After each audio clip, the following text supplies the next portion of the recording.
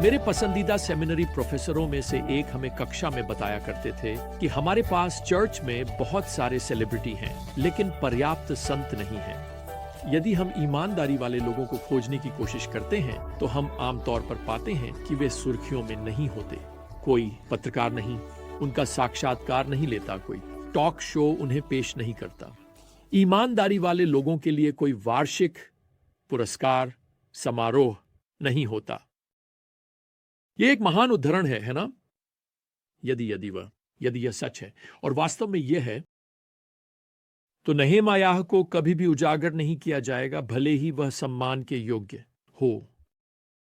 वास्तव में वह यहां अपने जर्नल में जारी रखते हैं, जिसे हम नहेमायाह की पुस्तक कहते हैं, अपने प्रयासों को दर्ज करते हुए कि कैसे उन्होंने यरूशलेम को न केवल सुरक्षित रखा, बल्कि आध्यात्मिक रूप से मजबूत भी किया। वह समझते हैं कि यरूशलेम के चारों ओर बनी दीवारें वे एकमात्र मुद्दा नहीं है। यहूदा के लोगों को शारीरिक सुरक्षा की आवश्यकता है, लेकिन उन्हें आध्यात्मिक पुनरुत्थान की भी आवश्यकता है।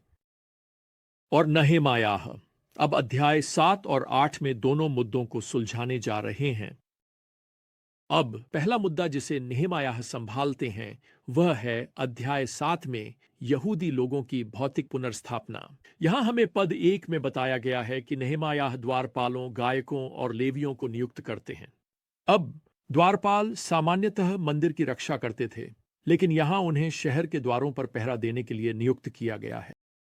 देखिए, यरूशलेम के द्वार केवल उतने ही अच्छे हैं जितना कि द्वारपालों का चरित्र।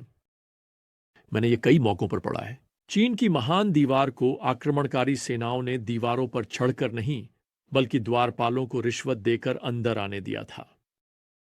इसीलिए नहेमायाह व्यक्तिगत रूप से इन द्वारपालों को नियुक्त करते हैं, और जाहिर है मंदिर में सेवा करने वाले गायक और लेवी भी यहां द्वारों की रक्षा में मदद करेंगे। अब नहेमायाह यरूशलेम के लिए प्रशासनिक जिम्मेदारी 2 व्यक्तियों को सौंपते हैं, उनके भाई हनन्याह और एक अन्य व्यक्ति जिसका नाम हनन्याह है। अब हनन्याह को यहां पद 2 में एक ऐसे व्यक्ति के रूप में वर्णित किया गया है जो विश्वास योग्य और परमेश्वर से डरने वाला था। अब इसे ध्यान से सुने। नहेमायाह किसी सेलिब्रिटी की तलाश में नहीं है, उन्हें एक ईमानदार व्यक्ति की आवश्यकता है।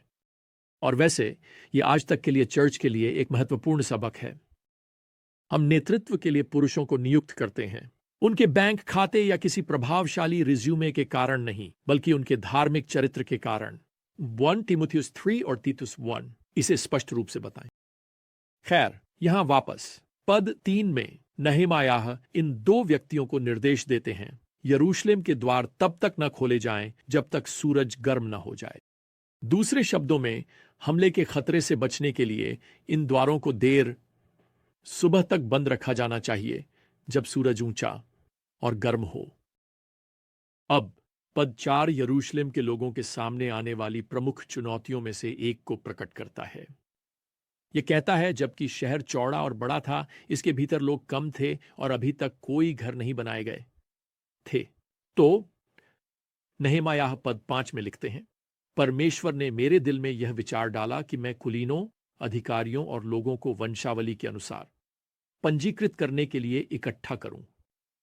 मैंने उन लोगों की वंशावली की पुस्तक पाई जो पहले आए थे।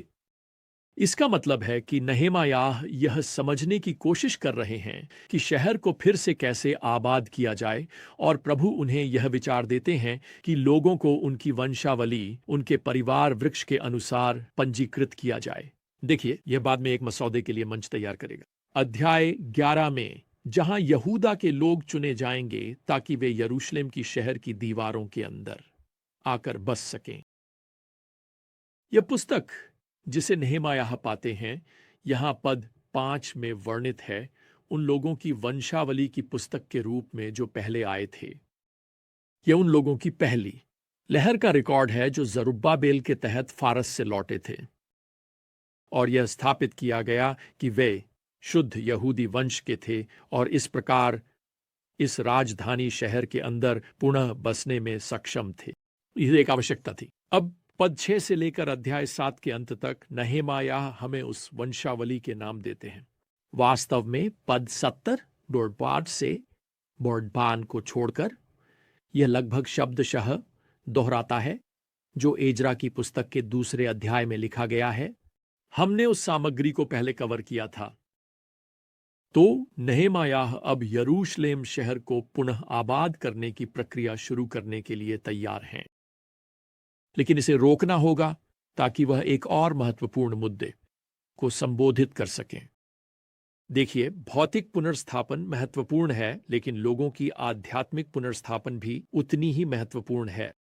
तो यहां अध्याय 8 में जोर अब पुनर्निर्माण से पुनरुत्थान की ओर स्थानांतरित हो जाता है और नहेमायाह पीछे हटते हैं जब एजरा पुरोहित आगे आते हैं। आपको याद होगा कि एजरा बाइबल विद्वान और पुरोहित नहेमायाह से लगभग 13 साल पहले यरूशलेम पहुंचे थे, तो वह अभी भी यहां हैं। जब नहेमायाह निर्माण परियोजना का नेतृत्व कर रहे थे तब वह लोगों को शिक्षा दे रहे थे, लेकिन अब नहेमायाह की पुस्तक में पहली बार एजरा माइक्रोफोन के पास आते हैं। पद 1 हमें बताता है कि यहूदा के लोग जल द्वार के सामने के चौक में बड़ी संख्या में इकट्ठा होते हैं। 1 सप्ताह पहले दीवारें पूरी हो गई थीं और अब तुरहियों का पर्व मनाया जाएगा और यह इज़राइल के कैलेंडर पर नए साल की शुरुआत को चिह्नित करता है। खैर, जब लोग इकट्ठा होते हैं तो वे एजरा से मूसा की व्यवस्था की पुस्तक को इन पौंडे उनके लिए पढ़ने के लिए कहते हैं। यह पेंटेट्यूक है। यह पुरानी वसीयत की पहली 5 पुस्तकें हैं। वास्तव में उन्होंने एजरा के खड़े होने और इसे पढ़ने के लिए एक छोटा लकड़ी का मंच बनाया। यहां बताया गया है कि वह सुबह से लेकर दोपहर तक लोगों के सामने शास्त्र पढ़ते हैं, जैसा कि पद 3 में कहा गया है। यह 6 घंटे हैं और यहां बताया गया है कि लोग व्यवस्था की पुस्तक पर ध्यान दे रहे हैं। पद 5 कहता है कि वे पूरे समय खड़े रहें। मुझे नहीं पता कि कितने लोग 6 घंटे का उपदेश सुनेंगे खड़े होकर, और मुझे पूरा यकीन है कि मैं 6 घंटे का उपदेश देना नहीं चाहूंगा। तो यह यहां पुनरुत्थान का एक उल्लेखनीय क्षण है। यह मुझे उन पूरी रात की प्रार्थना सभाओं की याद दिलाता है जिनमें आप शामिल हो सकते हैं। मैं चर्च के इतिहास में भी उनके बारे में पढ़ सकता हूं जिनका भगवान के लोगों और भगवान के कार्य पर अद्भुत प्रभाव पड़ा। हमें बताया गया है कि एजरा की सहायता कई लेवियों द्वारा की जाती है। पद 8 यहां कहता है जो पुस्तक से पढ़ते हैं और अर्थ बताते हैं ताकि लोग पढ़ाई को समझ सकें। तो यहां पैटर्न है। लेवी लोग शास्त्र के पाठ के बाद उस अंश की व्याख्या करते हैं और वे समझा रहे हैं कि इसका क्या अर्थ है। वैसे प्रचार की अच्छी परिभाषा, शास्त्र का स्पष्ट पाठ, प्रचार और शिक्षण, इन लोगों पर इसका बड़ा प्रभाव पड़ता है और वे भगवान का अनुसरण करने के लिए पूरी तरह तैयार हैं। खैर, हमें यहां पद 12 में बताया गया है कि सभी लोग खाने पीने और हिस्से भेजने और बड़ी खुशी मनाने के लिए अपने अपने रास्ते चले गए, क्योंकि उन्होंने उन शब्दों को समझ लिया था जो उन्हें बताए गए थे। दूसरे शब्दों में, प्रचार सेवा समाप्त होती है और यहां बाहर उन्होंने भोजन का आयोजन किया है और वे सभी एक साथ जश्न मना रहे हैं और खा रहे हैं और एक दूसरे के साथ उपहारों का आदान प्रदान कर रहे हैं।